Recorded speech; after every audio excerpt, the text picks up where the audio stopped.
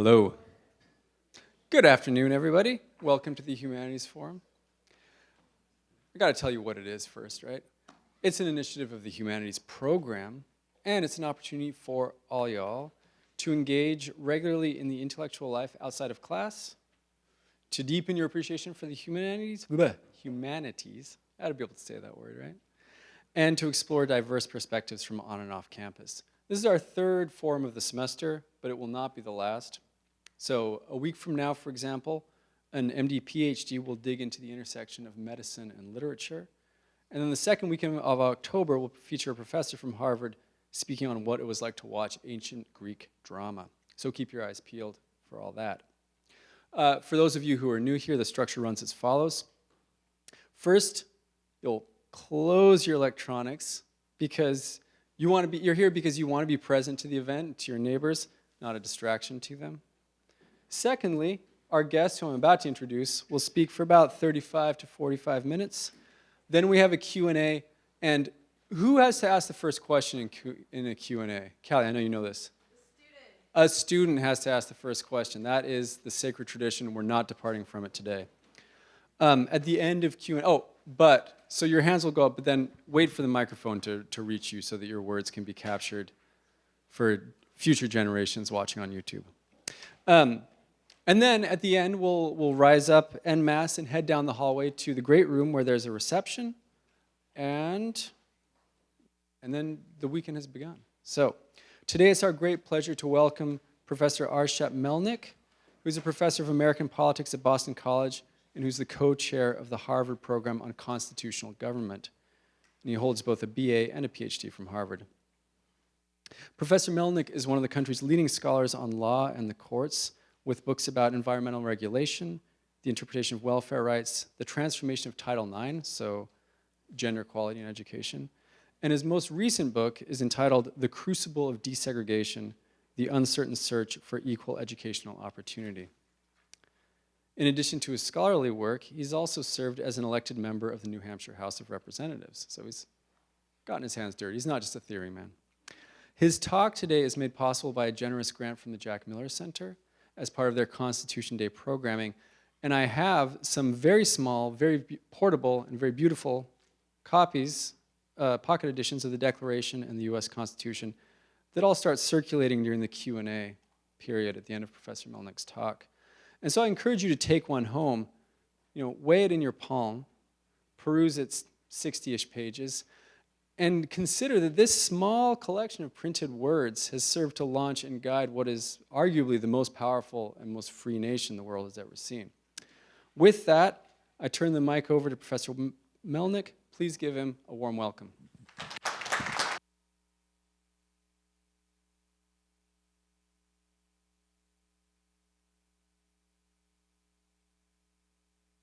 It's on. Thank you, Ian. It's a real honor to give the Constitution Day talk here and to see how many people have shown up on a really nice Friday afternoon. So I appreciate it, and I hope I prove to be worthy of your attention today. I'm going to talk only for about half an hour because I think that the question and answer is usually the most interesting part of these talks. So I encourage you to ask me challenging questions, to disagree with what I say, and provide counterexamples. Now, this Constitution Day, the Supreme Court is under attack. Many people, especially those in academia, at elite newspapers like the New York Times and Washington Post, and among Democratic Party officials, are outraged at courts' recent decisions on abortion, affirmative action, guns, and administrative power. They've not only criticized those decisions, but questions the court's integrity and its very legitimacy. Some have even proposed limiting the court's authority and packing it with justices who lean to the left. For example, Senator Elizabeth Warren, a former Harvard Law School professor, has proclaimed, and I quote, "The Supreme Court has a legitimacy crisis. Its radical justices are imposing their extremist views on the entire country, against the will of the American people. Congress must protect our democracy from this rogue court." Washington Post columnist Jennifer Rubin has promised, quote, to expose the court's disintegration as a legitimate judicial body and its emergence as a supreme right-wing policymaker. Harvard Law professor Mark Tushnet recently co-authored an open letter to the Biden administration condemning what he repeatedly called the MAGA, Make America Great Again justices, those appointed by Trump. He urges the administration, quote, to be guided by its own constitutional interpretation rather than the court's, quote, gravely misguided interpretation of the Constitution. He seems to suggest that the administration should simply ignore Supreme Court rulings with which it disagrees.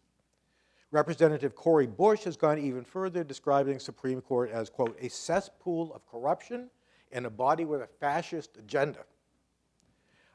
Senators Warren, Representative Bush, Massachusetts Senator Ed Markey, and others have co-sponsored legislation that would add 4 new justices to the Supreme Court, giving President Biden a chance to pack the court with a liberal majority.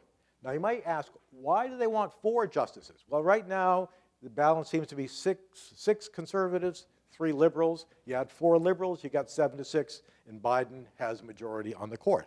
So that's pretty transparent. Now, changing the number of justices on the Supreme Court is clearly within Congress's power, but such manipulation of its membership has occurred only once in American history, and that was right after the Civil War. President Biden hasn't gone so far as to call the court rogue or corrupt or fascist, or to support court-packing legislation. He's understandably disappointed that his administration has lost a number of decisions, but he's also won quite a few cases as well. He has said relatively enigmatically that this is not a normal court. I'm not quite sure what he meant by that. I should note that as Biden's administration has won a number of cases. I think Paul Heron's going to bring up another case that the liberals on the court have won. So calling them a MAGA court or a conservative court is a bit misleading because conservatives are divided on the court, and they've sometimes a few conservatives have broken off and voted with the liberals. We'll talk more about that. Now, to most of you in this audience, to the younger people in the audience, there will be nothing particularly surprising or even alarming about this. This, after all, is the politics you've grown up with. Everything is a matter of not just good or bad policy, but dangerous, corrupt, and illegitimate opposition. The other side is not just wrong, but somehow way out of line. The ordinary rules of conduct and decorum have been discarded in so much of the politics that this doesn't seem particularly unusual. Politics has become no holds barred, a blood sport. Do it to them before they do it to you, as they used to say on Hill Street Blues, a great TV show that all of you have forgotten. Now, to those of us a bit older, though, these attacks on the Supreme Court are disturbing and even a bit disorienting, especially when they come from law professors like Warren and Tushnet, who I think should know better. Their rhetoric bears an eerie resemblance to Southern segregationist attack on Brown versus Board of Education. And to they bear striking resemblance to the strident conservative campaigns against the Warren Court's decision on school prayer and rights of the accused. Yesterday, it was impeach Earl Warren. Today, it is impeach Clarence Thomas. Have those on the left, especially those in law schools, completely forgotten their repeated warnings, their accurate warnings about the importance of respecting judicial institutions and judicial independence? I fear that is the case. Now, since we live in a democracy, the easiest way to attack any policy or any court decision is to say it's undemocratic, as Senator Warren has done. At least in the cases of abortion and affirmative action, though, this is a very peculiar claim. Dobbs, the abortion case, simply returned the issue to the political arena, to the political realm where some of us thought it should have been all along. It is now up to voters and legislators to decide about abortion policy at the state level. Under Roe versus Wade, the court prevented voters and legislators from making these decisions, and That was undemocratic, not the opposite. The affirmative action case is different. There, the court did prevent state schools and private schools from using racial preferences in admissions. But the admissions policy the court struck down were extremely unpopular. Nearly every time racial preferences have been on the ballot, they have lost, even in California. The court prohibited school officials from applying policies that the public disfavors. So the argument that these decisions are undemocratic or out of line with public opinion is misleading public rhetoric that can't withstand any serious investigation. Now, I want to rush to say that there's nothing wrong about being discontent with Supreme Court decisions, certainly nothing unusual about that, and nothing wrong at all with criticizing the court's ruling. Harsh criticism of the court, coupled with political efforts to reduce its authority, stretched back to the early days of the Republic. President Jefferson disagreed strenuously with John Marshall when John Marshall was Chief Justice. And the Jefferson administration took a number of steps to reduce the power of the courts. Franklin Roosevelt not only criticized the court, but tried to pack it with justices who shared his reading of the Due Process Clause, and he wanted them to overturn many years of judicial precedent. But President Jefferson's allies soon recognized the danger of impeaching Federalist judges, and Roosevelt's fellow Democrats saw the danger of allowing the president to remake the Supreme Court. Roosevelt's court-packing plan strategy died in 1937, only to be exhumed this year by Senators Warren Markey and their allies. Now, to gain some perspective on this issue of what it is appropriate for president and other elected officials to do when they disagree with the Supreme Court, consider the anguished pleas of their fellow progressives halfway around the world. If you are a secular, progressive citizen of Israel, you're taking to the streets to protest Prime Minister Netanyahu's proposals that sharply limit the power of the Israeli courts. These progressives are taking dramatic steps to defend judicial authority and judicial independence. They are convinced that Netanyahu's government efforts to weaken the judiciary will mark the end of liberal constitutional government in Israel. Conversely, if you're on the right in Israel, you're likely to condemn the activist Israeli Supreme Court as inherently anti-democratic, as Senator Warren has done. So politics can make some pretty strange bedfellows. Now, the cynical might think, well, this is just how politics works. You dress up your arguments in fancy language about the rule of law and judicial independence, but judges are just politicians in robes, according to this view. So if you like their policies, you'll defend their power. If you disagree with their policies, you'll try to weaken them. Everyone's position would seem to be dependent on, everyone's position on institutional arrangement would seem to depend on policy preferences, nothing more and nothing less. Now, it's tempting to adopt this cynical position, especially these days, but I'd maintain it's not just wrong, but it's dangerously wrong. So to explain why, let me reframe the issue and give a bit more attention to the valid issues on both sides and on both sides of the Atlantic. Americans and Israelis alike pride themselves in living in a democracy. A basic rule of democratic self-government is that majorities rule. But we also pride ourselves in being a liberal constitutional democracy. This means that majorities don't always prevail, shouldn't always prevail, especially if they are fleeting or narrow majorities. We must respect individual rights, that's the liberal part, and we must respect the rule of law, that's a crucial part of the constitutional part. Courts are not the only protector of individual rights and the rule of law, but they're certainly an essential one. So in liberal democratic countries, we confront a fundamental tension between our majoritarian and counter-majoritarian institutions, norms, and expectations.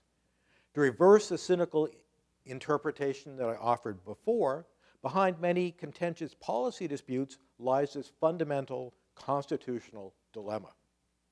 So as a result, we need to be wary of leaning too far in either direction, Too much judicial power threatens democracy. Too little judicial independence threatens liberal constitutional government. We're always searching for that Goldilocks principle, the just right middle ground. But unfortunately, there's no theory that can tell us what just right is, where it lies. That requires prudence. So within this context, I want to talk about the undeniable fact that the Supreme Court sometimes gets things wrong. Not just wrong, but dangerously wrong, terribly wrong. The two most obvious examples of this are Dred Scott decision in 1854 and Plessy versus Ferguson in 1896. The Dred Scott decision declared that African Americans cannot be citizens. It contributed to the polarization that culminated in the Civil War. Plessy versus Ferguson held that racial segregation is constitutional, and this gave the green light to the spread of Jim Crow throughout the South. Those of you who study constitutional law would probably add Lochner versus New York and Korematsu and Buck v. Bell to this list of self-inflicted wounds. And you can probably come up with many others as well. So what should we do when we think the Supreme Court is wrong? I've taken the title of my lecture from a 1979 article by Senator Daniel Patrick Moynihan. Moynihan was one of the greatest senators of the 20th century. He wasn't a judge, though, and he wasn't even a lawyer. He was an astute observer of our constitutional arrangements. This should remind us you don't need to be a judge, and you don't need to be a lawyer to have do some serious thinking about constitutional issues and constitutional arrangements.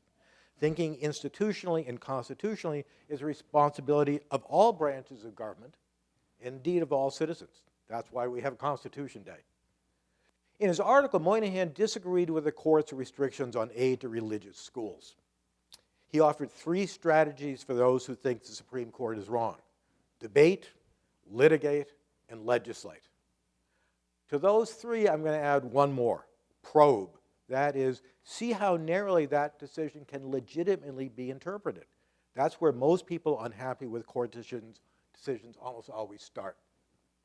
So let me indicate how these four strategies could work when thinking about controversies over abortion, affirmative action, and gun control.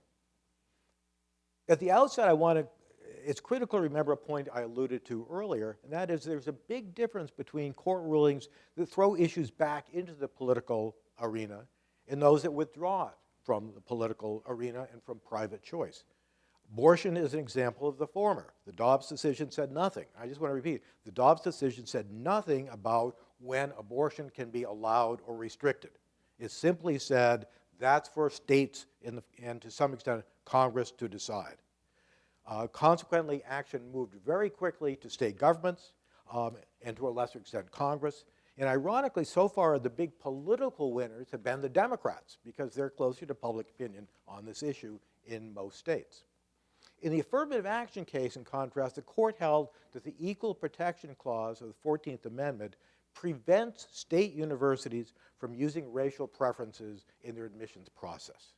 It also held that the Civil Rights Act of 1964 prohibits most private schools from using racial preferences in admissions.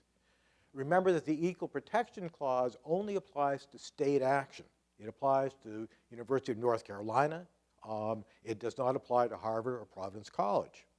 The Civil Rights Act of 1964, though, does apply to private universities that receive federal funds. And that law is quite clear on restricting use of racial preferences. Now, note that this means that Congress could rewrite the Civil Rights Act to give greater realm of activity for racial preferences in admissions in private schools. It's unlikely that Congress will do that soon, but they will have that option in the future. Elected officials retain a great deal of influence over civil rights policy because most civil rights policy is based on statutes rather than the Constitution. Now, I said the first response of individuals and institutions who disagree with the court is usually to look for a way around it. That's exactly what universities are now doing with court decisions on affirmative action. Let's find proxies for race. Let's use equity statements. Let's get rid of legacy admissions. let's eliminate the SAT requirement. Or more commonly, let's leave so much discretion in the hands of admissions directors that no one will be able to know what they're doing. This is what Southern school systems did in the aftermath of Brown versus Board of Education. Make everything discretionary. For better or for worse, this is often a very effective strategy for circumventing laws or court rulings. The truth is that the Supreme Court has very limited ability to police end runs, subtle evasions, and even outright noncompliance. This is especially true when lower courts and federal agencies disagree with them. The Supreme Court decides fewer than 100 cases per year. Lower courts and federal agencies decide hundreds of thousands of cases each year. The Supreme Court must rely on these lower courts and these federal agencies to carry out their orders, and many of those officials are much less than enthusiastic about the recent court decisions, which will reduce the extent to which they are carried out in the way, perhaps, that the majority on the court wanted. Further reducing the Supreme Court's control is the fact that many of its opinions are hopelessly abstract and vague. In my recent book on desegregation, I noted that 70 years after Brown versus Board of Education, the Supreme Court has yet to define desegregation with any clarity. This means that lower courts were the primary determinants of what desegregation meant in any particular city. The 2023 Bruin case on gun control. In that case, 3 members of the majority emphasized how little the court had said, how little the court had determined about what states can and can't do on gun control. When it comes to the abortion decisions, what will the court do on abortion drugs? We don't know. Quite frankly, that issue is a tremendous mess, and probably will remain that way for some time. A couple of terms ago, the court issued a so-called major questions doctrine that limits administrative discretion. But that major questions doctrine is basically a slogan. It's not a doctrine. The justices might know a major question when they see it, to invoke Justice Stewart's famous line about what constituted pornography. But when the rest of us are going to keep guessing about what they will determine is a major question. On all these issues, there'll be plenty of opportunities to shape and modify these recent Supreme Court decisions. And if the Democrats win the presidency in 2024, there will probably be more Democratic justices doing that interpretation. Now, in some extreme circumstances, presidents have gone further, not just interpreting decisions narrowly, but making it clear that they would ignore a Supreme Court decision. For example, President Lincoln ignored Chief Justice Connie's ruling that said he could not unilaterally suspend the writ of habeas corpus at the start of the Civil War. During World War II, Franklin Roosevelt made it clear that he would execute the Nazi saboteurs who had been caught on Long Island, no matter what the Supreme Court said. He warned them, don't decide against me because I'm going to execute them anyway. Of course, these took place in wartime, and in wartime is different. Presidential power is greater than it is in peacetime. Most presidents have taken a less confrontational stance of simply sitting on their hands. In one famous case, President Andrew Jackson allegedly said, John Marshall has had his decision, now let him enforce it. And he did nothing to enforce it. Similarly, the Biden Office for Civil Rights is unlikely to act aggressively against schools that maintain racial preferences. Why should you go out of your way to enforce a decision that you think is wrong? Know, however, that presidents sometimes win praise for enforcing decisions with which they disagree. We applaud President Eisenhower for sending troops to Little Rock to enforce school desegregation orders, despite the fact that Ike himself had major qualms about the Brown decision. But President Eisenhower had even greater qualms about letting the governor of Arkansas think he could thumb his nose at the Supreme Court. So at what point does acceptable non-cooperation become despotic defiance? In his comments on the infamous Dred Scott decision, Lincoln distinguished between the particular court order issued by a court and the constitutional understanding offered by the court to justify it. The President, Lincoln suggested, must follow the former. He must follow the court order. But he doesn't need to follow the logic of the decision that the order is based on. He doesn't have to accept their interpretation of the Constitution. Presidents and members of Congress have a solemn duty to follow the Constitution itself, not what the Supreme Court said the Constitution means. The Supreme Court can't be the sole interpreter of the Constitution, or even perhaps the preeminent interpreter of the Constitution. It might have a special responsibility to say what the law means, but others need not blindly follow that interpretation. So when you are an official who thinks this court is wrong, how can you respect your solemn obligation to follow the Constitution without dissing the Supreme Court and, in fact, placing yourself above the court?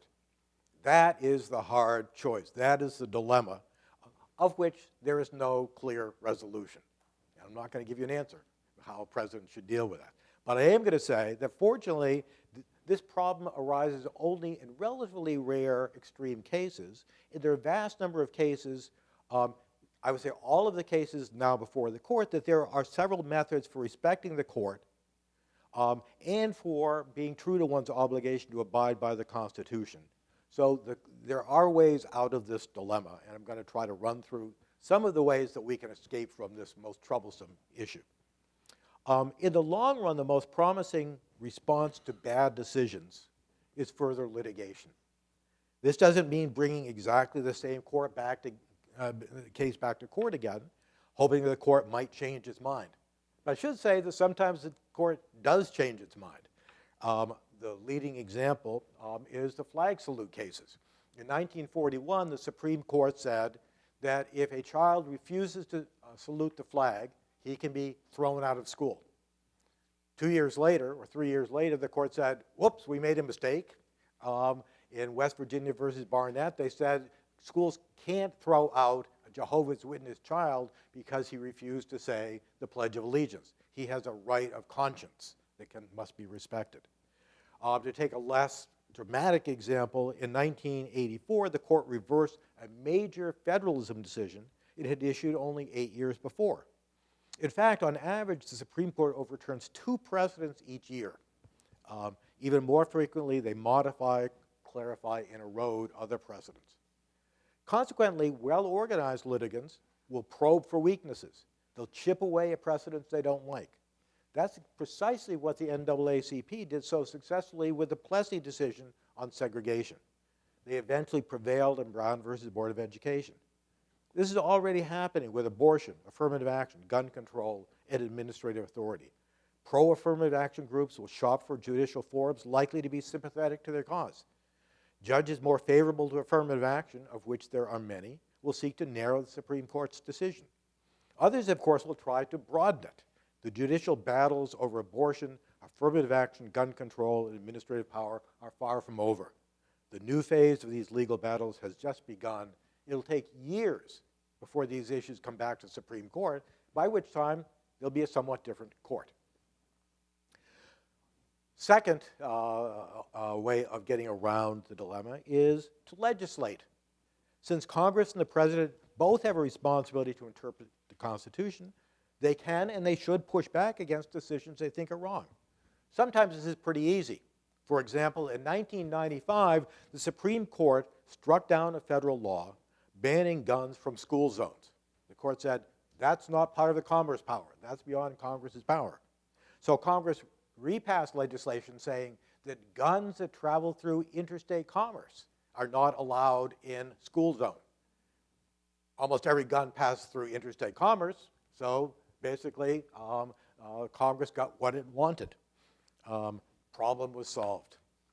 Take another example. In the late 1980s, the Supreme Court adopted a narrow interpretation of most employment discrimination provisions of the Civil Rights Act of 1964.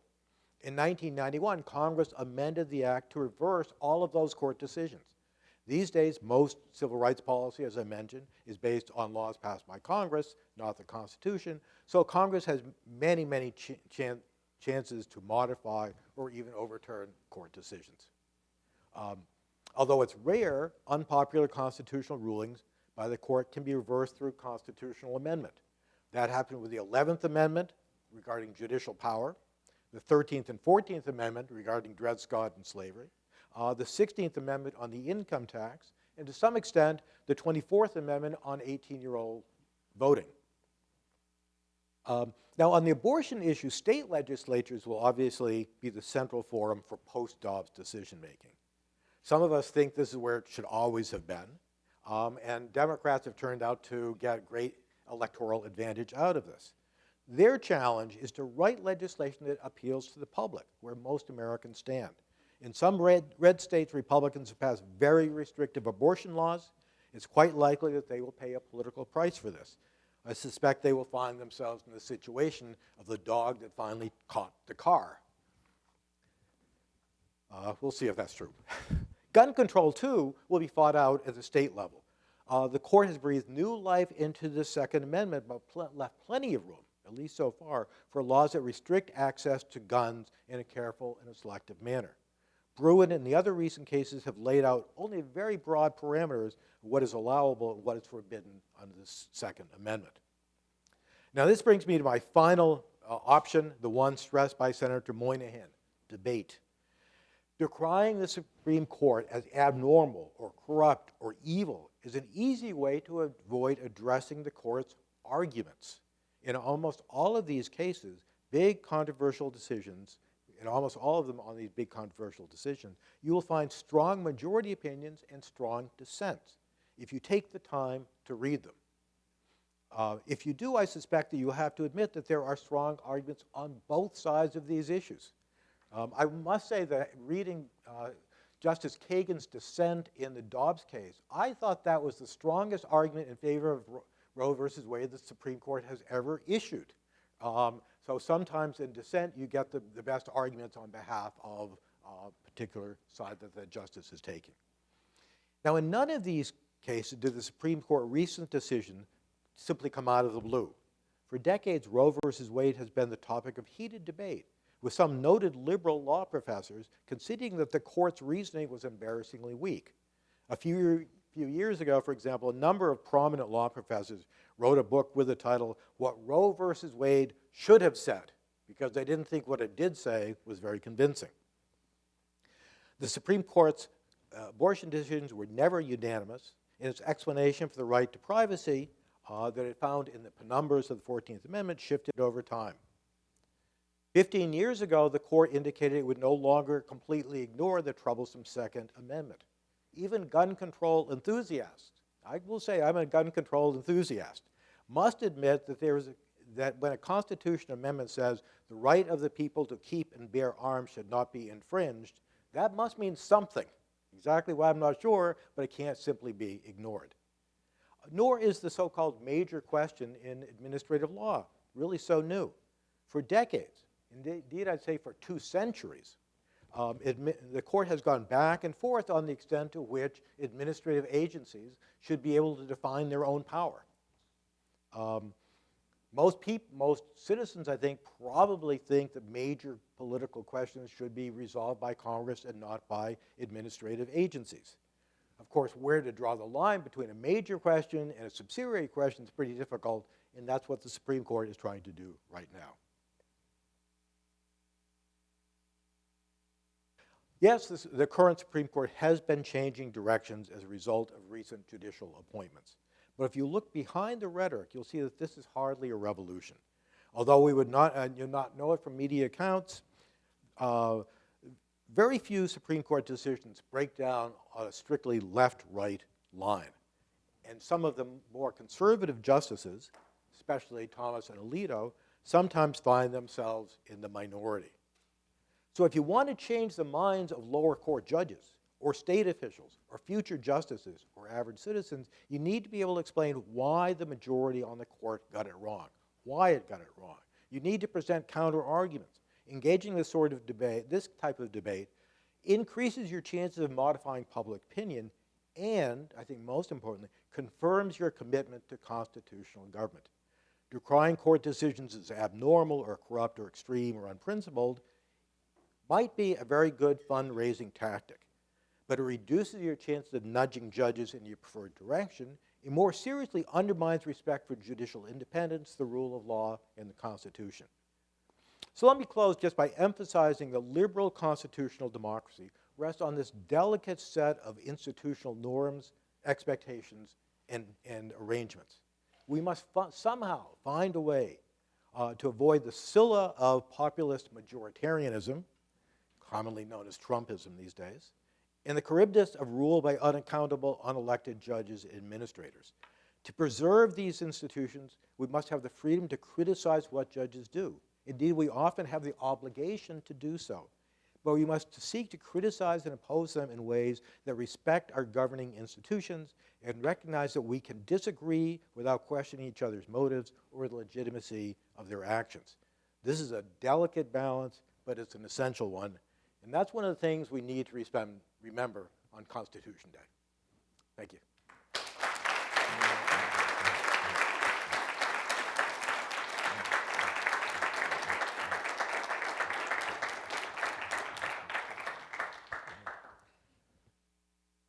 Looking for hands. Who's going to ask the first question?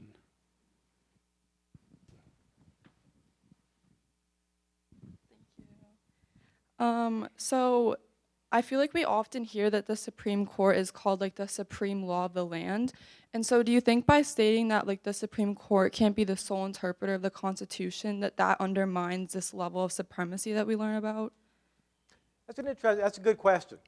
Let me make a couple of distinctions. First of all, the argument I was making about the responsibility of the President and Congress to interpret the Constitution is often called departmentalism. It's a fancy academic word for something that you can all readily understand. The Constitution says that the Constitution and the laws of the United States are the supreme law of the land. It doesn't say that the Supreme Court is the supreme interpreter of the Constitution. And I think pragmatically, I think it's important to get a sense of how these things really work in practice. The Supreme Court doesn't decide a lot of issues. And when it does, it often decides them only in quite a vague way. That was one of the themes I was trying to develop.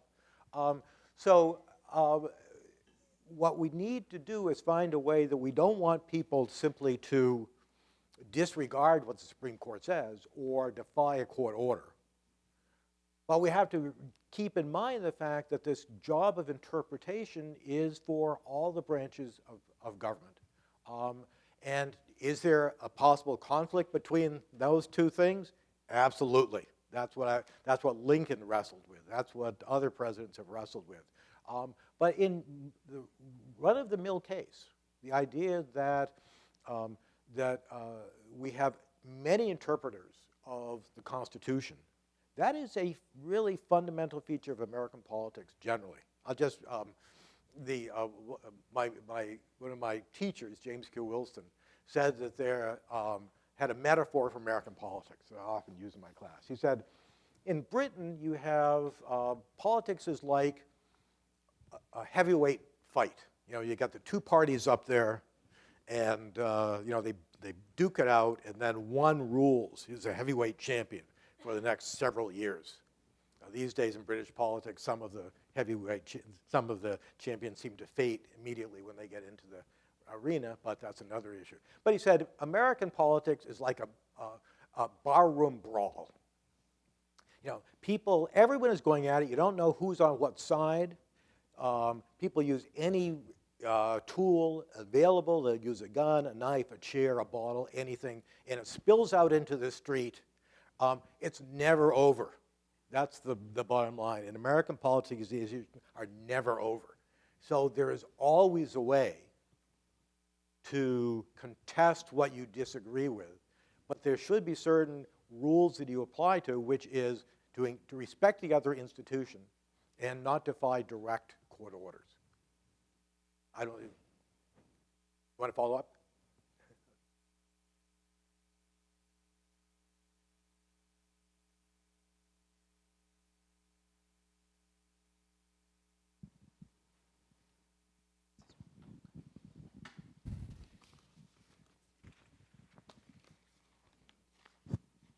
How would you intend to carry out like the laws that like people don't follow?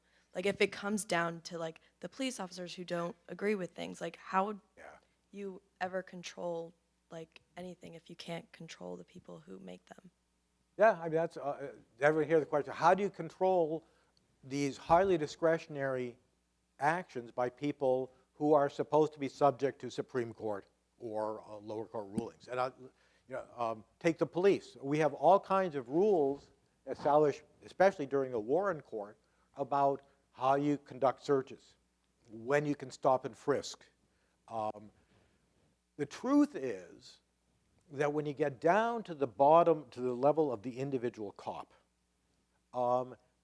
until we had body cams, no one was watching what was going on. So governing what happens at that level is extremely hard. That's why I would say that you can't put too much emphasis on rules in many of these circumstances. That's the limit of the court's power, because in order to get the type of behavior by highly discretionary officials like police or like teachers, you have to build a culture within the organization. And I think that one of the big lessons of efforts to try to control police discretion is the importance of building a particular type of organization and not expecting that they're just going to uniformly apply the rules. Like I feel like from what I've gathered, I feel as though like the Supreme Court justice, the presidents, everything, like the whole law judicial system, everything is pretty much corrupt, but now we just like know about it more. Like I'm wondering what your thoughts are on that, because that's just what I've gathered from it. Sure. Okay. I'm glad you asked that question. I had a discussion like this with my brother-in-law not too recently. He said, "Do you think this is the most corrupt Supreme Court we've ever had?" And I said, "I don't think it's corrupt. I think there are differences of opinion about how you interpret the Constitution." Did Clarence Thomas probably take too many benefits from wealthy people? Yeah. I actually think that his wife should not be so engaged in partisan politics. Do I think that had any effect whatsoever on Clarence Thomas's decisions? No. Clarence Thomas has very clear, I'd say, principled decisions. Sometimes I think he is too principled. He will stick to some of these positions in a way which I think leads him to some odd results. But is that corruption? No, that's a disagreement among the justices about how to read the Constitution and how to read statutes. You want to, since you think that the corruption is there, say a little bit more about why. I'm curious about this. I honestly don't know. I just think that like from the past, like I feel like even growing up with this politics, like in this Yeah. age, like wrong, blah blah. But now I'm hearing like, and even from like regular pop culture, like or movies and things like that, everything is pointing to the past of everything being corrupt. Yeah. It's like, okay, well, I now don't know who to trust, what to think, all that stuff, Yeah. because apparently it was corrupt the whole time, and now we just know more about it. Right. I think that's a very good statement because of what popular culture is telling us, what the media is telling us. I must just say that I read that Matt Gaetz said the other day that the Speaker of the House is a lying dead dog. And I puzzled over that. I said, can dogs lie, especially if they're dead? But we'll just throw any epithet out.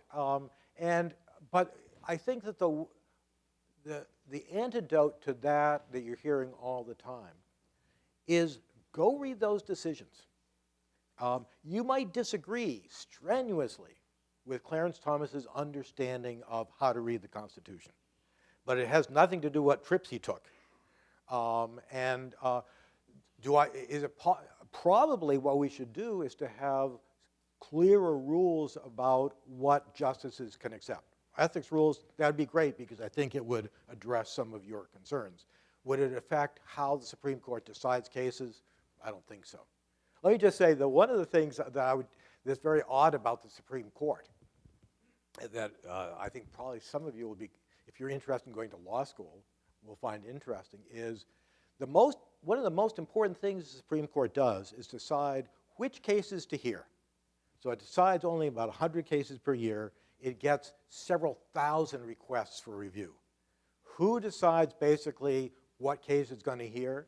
Believe it or not, it is recent law graduates who are serving as law clerks who make these decisions with very little guidance from the Supreme Court. People who have had no experience in the real world. People who have gone to the best law schools, so think they're really smart. That strikes me as a very odd way to decide what the Supreme Court should hear. And if I were going to change something about the way the Supreme Court operates, I'd change that before I change the ethics rules. So I just had a question about when bringing in a new justice on the Supreme Court and the questioning process they go through. I feel like recently we see a lot of the questions being directed towards trying to get ahead on what a future ruling might be, and politically affiliated rather than just on fairness. So I was wondering what your thoughts on in terms of saying that when we go after the Supreme Court, it's usually after the fact, looking at a court, looking at a decision, and litigating or passing legislation after the fact. What about people trying to get ahead of it before they're actually on the court? Is that also a fair route? Yeah, that's a really important question. So let me just say a couple things. I think one of the reasons that there is a sense among Democrats that there's something illegitimate about the current court is the way that the last two justices on the Supreme Court were chosen. And they have very legitimate criticisms.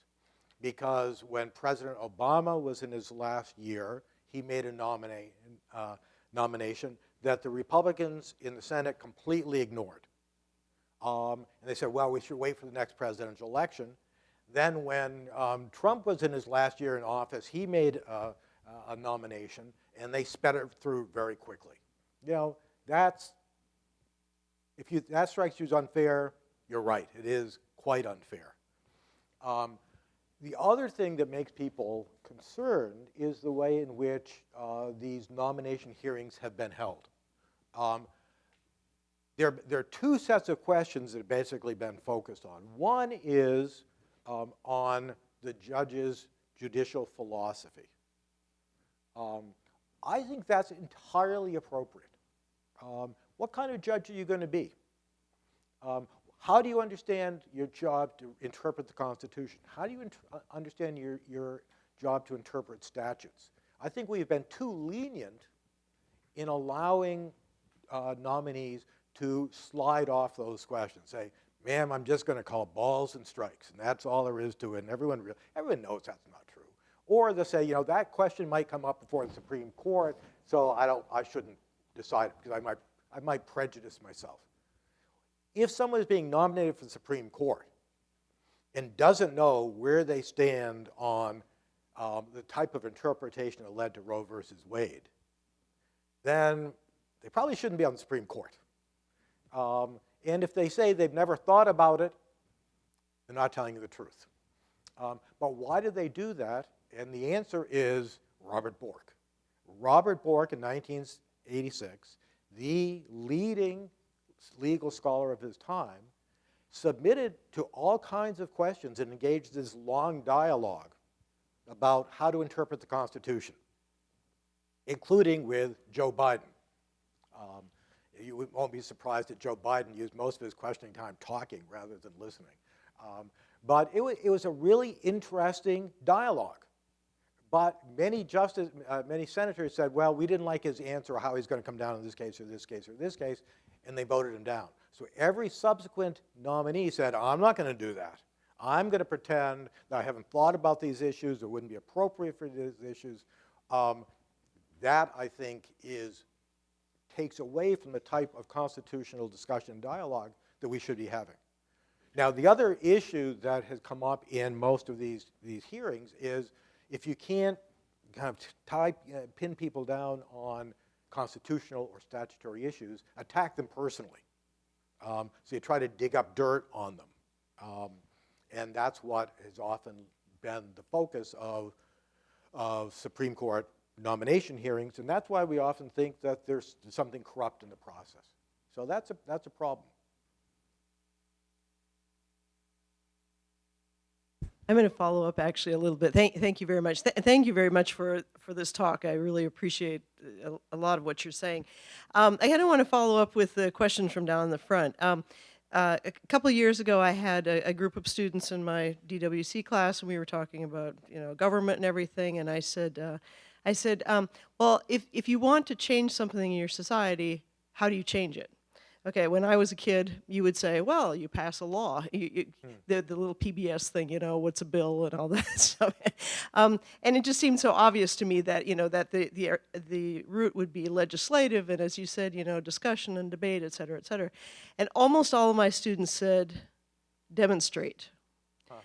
And I really pressed them on that because I was so taken aback that was their answer, was demonstrate.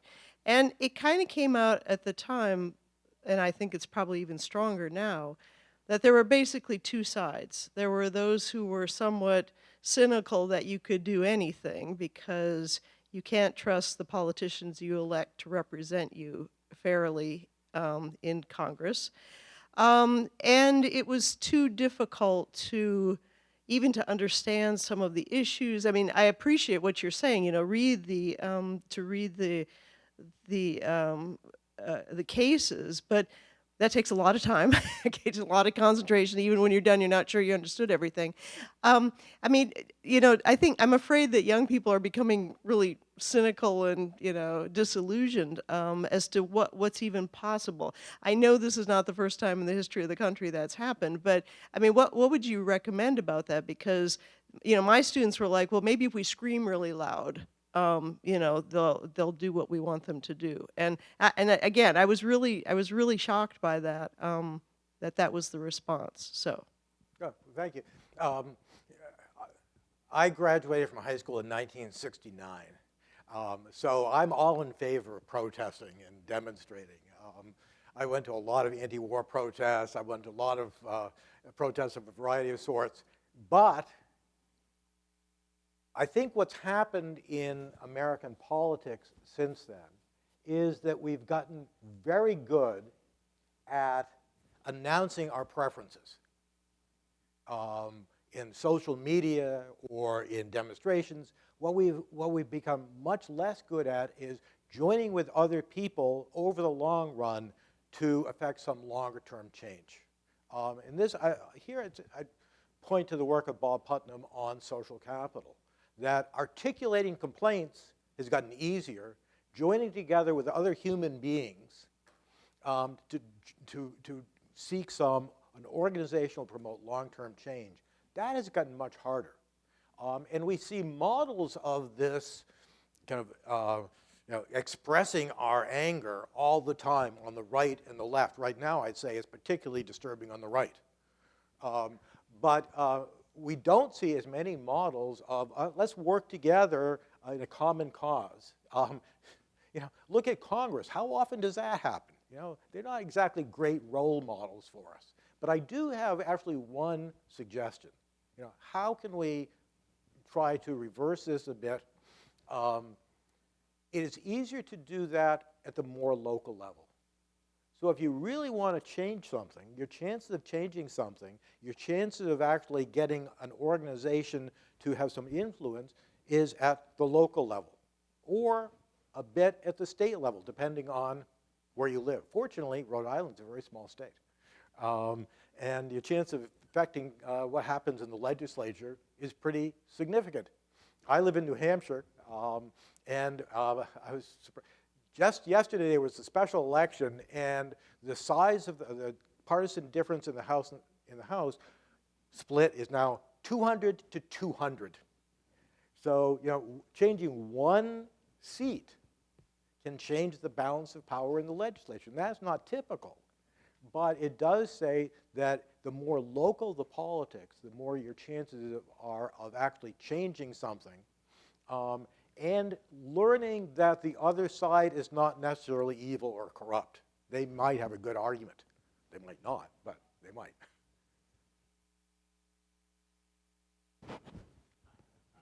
Just want to say thank you. Oh, that's loud. Just want to say thank you for coming out. I thought it was great what you said about you need to explain why you want what you want, or you're not going to get anywhere. My question for you is, in Civ, we talked about how the original Constitution tried to put the power in the hands of the people by having the House of Representatives bring forth the budget, and now I think the president does that. Yeah. And in your talk, you talked about how we shouldn't just focus on what the Supreme Court says and their interpretation of the Constitution. I was wondering if you thought there should be someone who does have like final say, like which branch should have final say in, you know, what the law is and what the interpretation of the Constitution is, and who that is and why. Should we have someone have the final say? I suppose that if I could give a Hamiltonian and Madisonian answer to that. Hamilton would want energy in the executive. You'd have one final say. Madison would say, no, what you really want to do is you have a plurality of points of view and you make ambition counteract ambition. And I got to say in that I'm much more Madisonian. Number one, it won't work. Because in the United States, this is a really big, really diverse country where we have powerful state governments and influential local governments. We have lots of competing media. We have congressmen and congresswomen who think that they have an important role to play.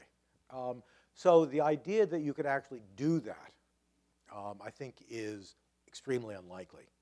On top of that, do you really want to have these issues be resolved finally and without any question? I'd like the questioning to continue on most of these issues. But you know, there are some pretty severe problems with doing it that way. It's really hard to have a final decision on anything. I mean, let me just take Obamacare. Obamacare passed in 2010, and then there was litigation on it for the next several years, and then there was question about whether the states would implement it, which states would implement it. So people who are wondering whether they're going to be eligible for various elements of Obamacare were left uncertain for many, many years. Providers were left uncertain. That is one of the great problems with our American political system. And it strikes me that is one of the unavoidable costs of this more pluralistic system that spreads power pretty broadly.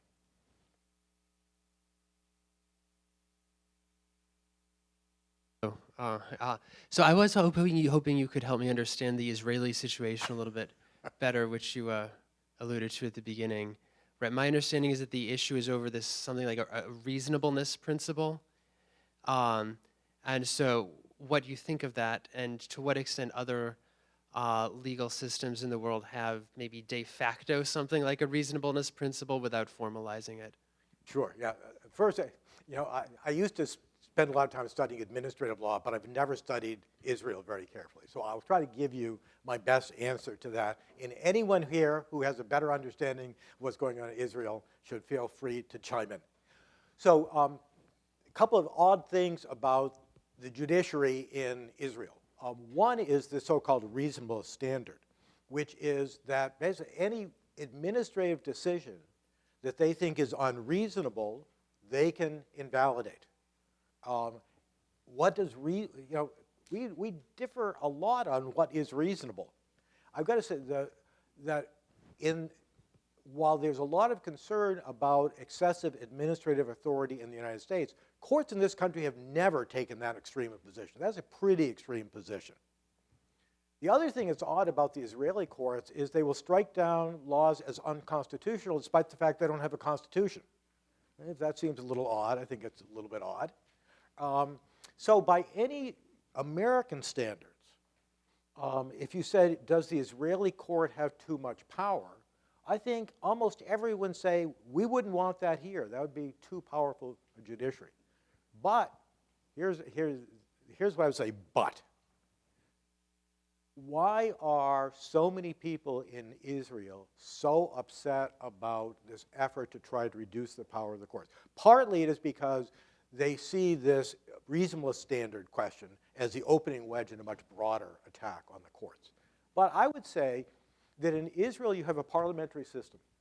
You have an extremely narrow majority that is really, some of the kind of more extreme parties are calling the tune in that extremely narrow majority. There are no other checks and balances on the power of that narrow majority in Israel. So I think the sense is that if you didn't have the courts as a check on that narrow majority, there would be no checks. And I think that's a very powerful argument. The United States, we're talking about, we have so many checks, we might have too many. In that system, I think they have to rely on the courts for any limitation on the power of the narrow majority. And I would just add that I gather that a lot of the issue is about what kind of country is Israel going to be. This is not, we often, I kind of get sick of people saying there's an existential threat. But I think that this really is an existential issue for the state of Israel. Are we a liberal, constitutional, secular democracy, or are we kind of a religious, a fundamentally religious country? And that's what this battle is really about. Anyone who knows more about Israel, feel free to correct everything I've said. Hi, thank you for coming today and for your talk. We really appreciate it. My question is, what cases are you personally looking at that you think are going to be really important to the last couple cases you mentioned on affirmative action, abortion, gun control? What's coming up? Yeah, I'm afraid I'm going to give a really boring answer. I think that the most important questions the court is going to be facing in the next several years have to do with administrative power and presidential power. For the reason that right now, and off and on, basically for many, many years, we've had divided government. We've had one party controlling one or both houses of Congress, the other the presidency. So presidents can't get what they want through legislation. We used to say, pass a law. It's really hard to pass laws these days. Or when you do pass a law, as, say, President Obama did in 2009, 2010, you have to pack everything in there. Do everything you can when you have that little window, and you can't change much of it. So presidents have a very strong incentive to get what they want, not through legislation, but through unilateral administrative action. You have Congress and the president at odds. Who's going to decide who can make those decisions? Those issues are going to end up in court. And the extent to which the president can cancel student debt, can put a moratorium on evictions, can build walls along the Mexican border, can issue Muslim bans, can do all of these things involving immigration, can make dreamers eligible for citizenship.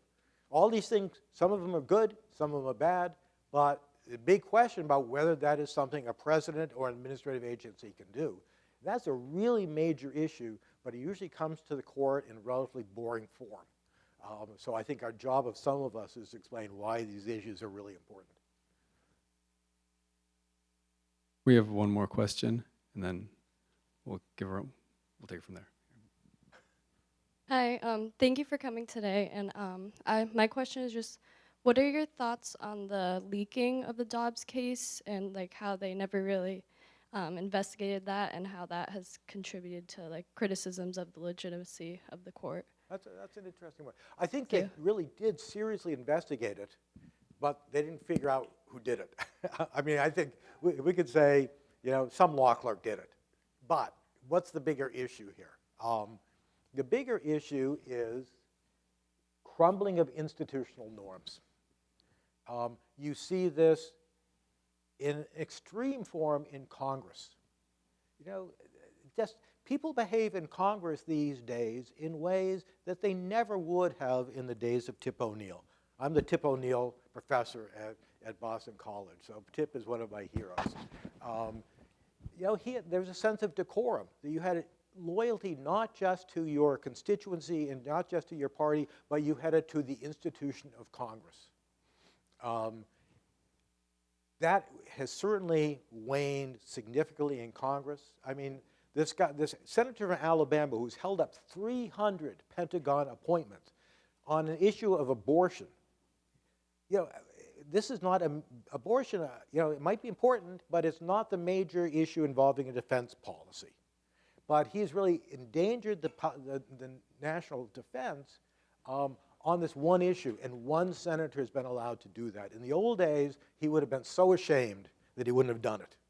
And I think what you're seeing with the leaking of the Dobbs decision is the weakening of those commitments to institutional norms, because the issue is too important to let these mere institutional norms guide our behavior.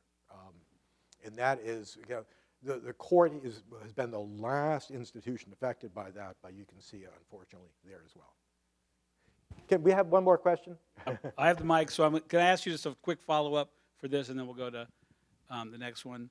Can you say that again? You're convinced, you're convinced that there was a real investigation? Because I suspect most people in the room, including myself, do not believe that. So, but you're pretty confident there was a real investigation, or you just think there was? I guess I'm just asking. Yeah, I don't know anything. It's just my reflex.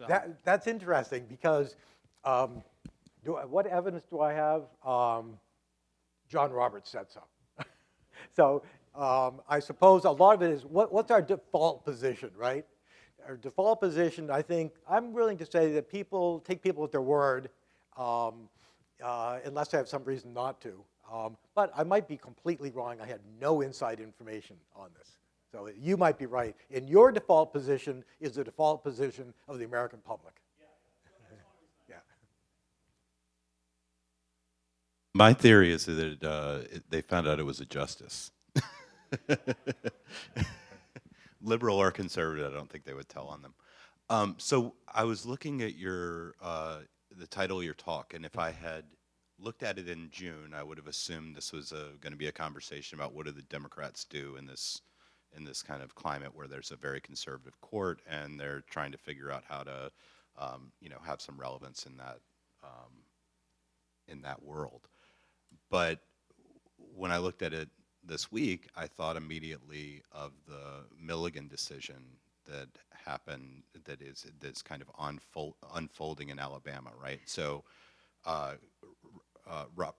John Roberts and Brett Kavanaugh joined the liberals to uphold a district court holding about the Voting Rights Act, a violation of the Voting Rights Act in Alabama, that they essentially required Alabama to draw another majority minority in Alabama. That means majority black district, which everyone was a little bit surprised at because the Roberts Court's general posture toward redistricting and toward the Voting Rights Act, right?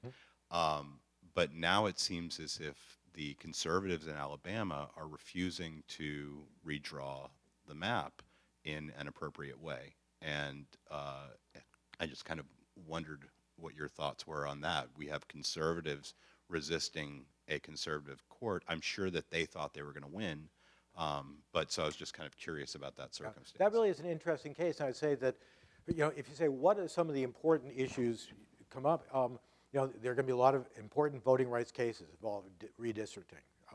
And the way that the justices decide those cases is not nearly as predictable as we might think.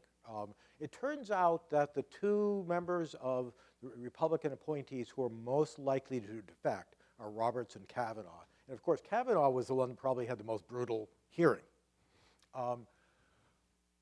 In some ways, this is just such a typical case. I mean, you could go back to the 1960s and you'd say, well, of course, the state legislature in Alabama is going to try to it won't follow the court ruling. I mean, if you follow anything about the civil rights era, the amount of Southern obstinacy and downright non-compliance is remarkable. I mean, we've had this more recently. Some of you might remember Judge Roy Moore, who basically was told, take the statute or monument with the 10 Commandments out of the courthouse, and he wouldn't do it. But fortunately, I say fortunately, what do you do in that case? In that case is a pretty easy answer, which is, okay, legislature, you won't do it, the court will do it for you. So it is likely that the district court will draw the lines. So in those cases, I think that what you do when when there's non-compliance is there are many things the court can do directly. Not the Supreme Court, but the lower courts. It really depends, I'd say, on how centralized the decision is. In this case, there's one decision. How are you going to draw this map? As opposed to the police that we're talking about, where there are tens of thousands, millions of decisions every day. But I think that case shows, number one, that the conservatives on the court aren't united. And number two, that in some instances, I think everyone in the federal judicial system and everyone in the federal government will agree you can't let them get away with this. Actually, I just like one other thing about talking about the relationship between Congress and the Supreme Court. In the late 1970s, early 1980s, the Supreme Court issued a couple of cases that said, basically, we're not going to get involved in the job of determining what is a racially fair districting process. Congress, in 1982, rewrote the Civil Rights Act to say, yes, that is a matter under the the Voting Rights Act, and that is a job the court should undertake. So sometimes you get the court saying, no, we don't want that job. That's too difficult. We don't like that. But Congress saying, yes, you need to do that. And Congress has done that for the last 40 years.